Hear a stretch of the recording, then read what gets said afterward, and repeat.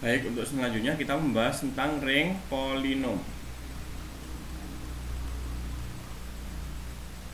Misalkan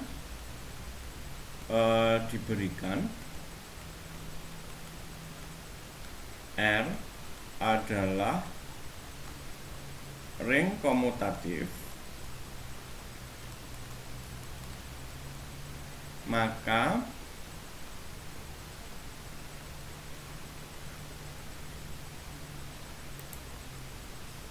suatu polinomial Px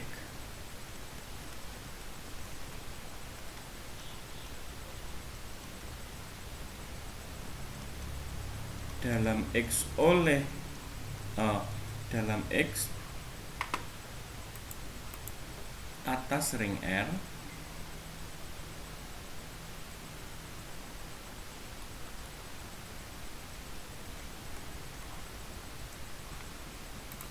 adalah ini. Nah, seperti apa ini definisinya? Ya, misalkan diberikan R. Jadi kalau polinom itu sebenarnya sudah kalian dapatkan di mata kuliah yang lain. Nah, ini bentuknya sebenarnya mirip dengan polinom yang dulu kalian dapatkan. Bedanya ini dia nanti anggotanya itu berupa ring seperti itu, anggota-anggota yang ada di dalamnya. Ya, saya rasa tidak terlalu kesulitan untuk memahami tentang polinom seperti itu. Ya, ini apa sih gitu ya. Jadi ring polinom itu apa ya? Suatu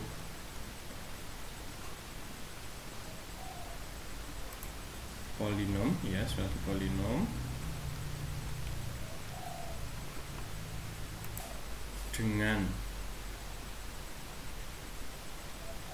koefisien dr ya dalam bentuk Px. Ya, Px ini bentuknya sigma I sama dengan 0 sampai N, misalkan gini. Kemudian ini AI X pangkat I, dimana kita boleh menuliskan ini A0 X pangkat 0 ditambah A1 X pangkat 1. Ini berarti X nya pangkat 1 tidak perlu saya tulis. A2 X pangkat 2 sampai AN X pangkat N. Iya, jadi ini seperti ini, dimana kita tahu bahwa anggotanya AI itu anggotanya ring R. Ya, ini bedanya. Kalau bentuknya sama dengan yang polinom yang sudah kalian dapatkan dulu. Ya. Untuk selanjutnya adalah derajat polinom.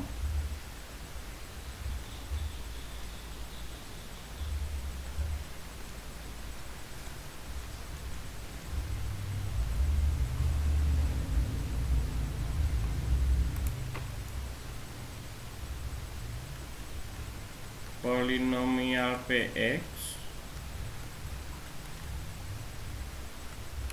berderajat n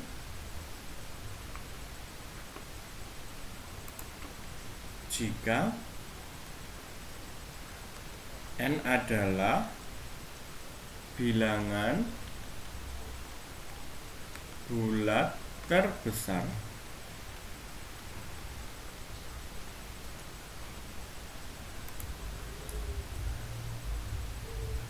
Jadi yang dikatakan kan PX nanti itu kan ada yang namanya pangkat ya. Jadi PX atau derajat ya berderajat n itu adalah pangkatnya. N adalah bilangan bulat terbesar. N di sini adalah berupa pangkat. Jadi nanti kita lihat, misalkan kita punya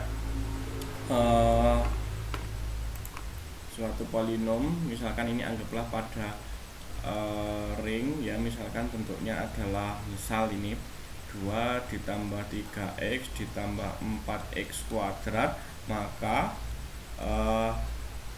Px berderajat 2 ya. Kenapa? Karena di sini n-nya itu bilangan bulat terbesarnya adalah 2 pangkatnya di sini ya. Ini saya tambahi aja gini. N adalah bilangan bulat terbesar dari pangkat Px ya. Jadi pangkat nanti kan pangkatnya banyak, ini ada pangkat 2, ada pangkat 1, di sini pangkat 0. Nah, ini yang derajatnya yang diambil adalah bilangan bulat terbesarnya, N-nya ini adalah 2. Kemudian satu lagi, misalkan Rx adalah suatu polinom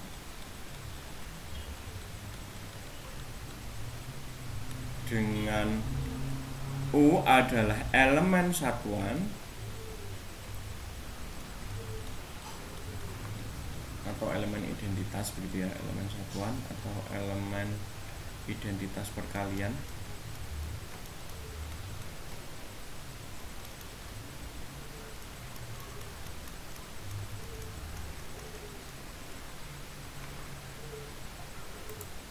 Jika AN itu sama dengan U, ya, jadi koefisiennya itu seluruhnya adalah anggotanya U, atau AN itu sama dengan U, maka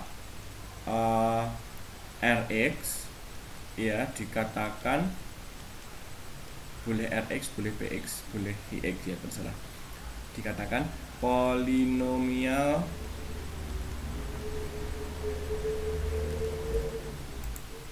monik. Ini asalkan seluruh koefisiennya itu adalah sama dengan U atau identitas perkalian.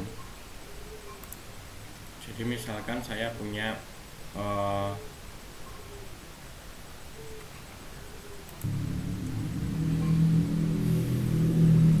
Px sama dengan misalkan X pangkat 4 ditambah X pangkat 6 ditambah X pangkat 3, ini saya buat tidak beraturan, X pangkat 2 ditambah 1. Nah, ini kan kita tahu bahwa Px ini misalkan dengan identitas atau elemen satuannya adalah 1, maka bentuk ini, maka Px ini dikatakan polinomial monik karena AN-nya itu seluruhnya anggota dari elemen satuan atau identitas perkalian, ya, maka Px dikatakan polinomial monik, ya, seperti ini. Selanjutnya adalah operasi pada ring polinom. Ini operasinya biasa aja gitu, ya, operasi seperti kita menjumlahkan, mengurangkan, mengalikan, membagi, seperti itu, ya. Saya langsung ke contoh aja. Kenapa? Karena barangkali kalau secara teori kalian sudah bisa, misalkan diberikan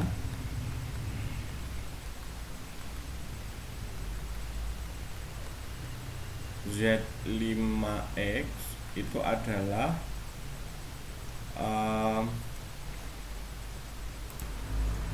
ring polinom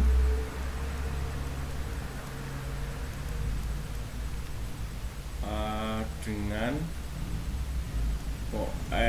koefisien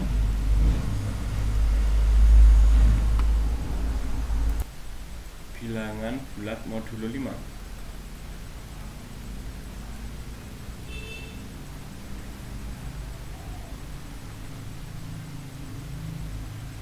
Kemudian diketahui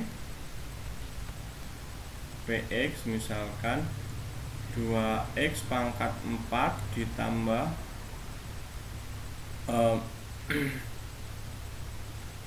4x pangkat 3 ditambah x pangkat 5, x pangkat 2, saya buat gitu aja ya, 3x. Kemudian Vx ini adalah misalkan 4x pangkat 3 ditambah 2x pangkat 2 gitu. Tentukan, misalkan kita cari Px ditambah Vx, ini yang pertama. Kemudian yang kedua Px dikali Vx. Nah, kira-kira seperti apa? Ngerjakannya seperti biasa, seperti kita menjumlahkan biasa. Kalau kita mau mengalikan, ini Px, ini berarti kalau Px yang nomor 1 ya, Px ditambahi X ini sama dengan 2X pangkat 4 ditambah 4X pangkat 3 ditambah X kuadrat ditambah 3X ya, ditambah dengan 4X pangkat 3 4X pangkat 3 ditambah 2X kuadrat. Nah, berarti menjumlahkannya itu yang sejenis. 2X pangkat 4 tetap 2X pangkat 4 ya, kemudian 4X pangkat 3 ditambah 4X pangkat 3 berarti yang sejenis kan ini, berarti kan 8X pangkat 3. Nah, karena ini tadi itu bilangan bulat modulo 5, berarti 8 itu adalah ya, berarti 8 itu kongruen dengan berapa pada bilangan bulat modulo 5, berarti kongruen dengan 3, berarti ini adalah 3X pangkat 3. Kemudian yang X ditambah X kuadrat ditambah 2X kuadrat berarti ya tetap 3X pangkat 2 ditambah 3X, berarti hasilnya ini seperti ini jadinya ya. Jadi kalau polinom karena ini bilangan bulat modulo itu harus disesuaikan. Untuk yang selanjutnya,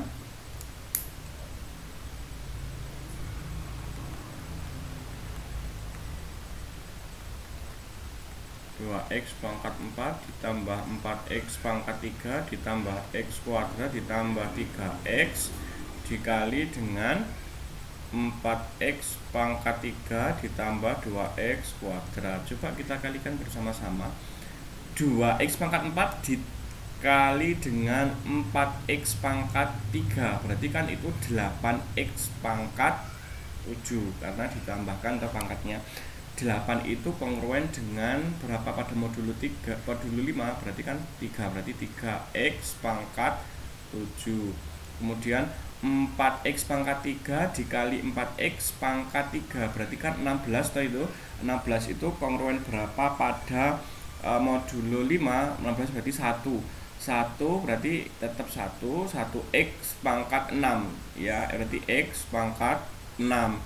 4X pangkat X kuadrat dikali dengan 4X pangkat 3 berarti 4X pangkat 5. Kemudian 3X dikali dengan 4X pangkat 3 berarti 12. 12 itu kongruen dengan berapa? Berarti 2X pangkat 4. Kemudian ditambah lagi 2X pangkat 4 dikali 2X kuadrat berarti 4X pangkat 6. 4X pangkat 3 dikali 2X kuadrat berarti 8, berarti 3X pangkat 5 ditambah 2X kuadrat ditambah 2X kuadrat berarti 2X pangkat 4 ditambah lagi 3X kuadrat dikali 2X kuadrat berarti 6X pangkat 3 atau kita tulis ditambah X pangkat 3 ya, jadinya seperti itu kalau kalian nanti dalam bentuk modulo gitu ya. Itu tentang sekelumit tentang polinom. Baik, di sini sampai sini pertemuan kita saya akhiri. Assalamualaikum warahmatullahi wabarakatuh.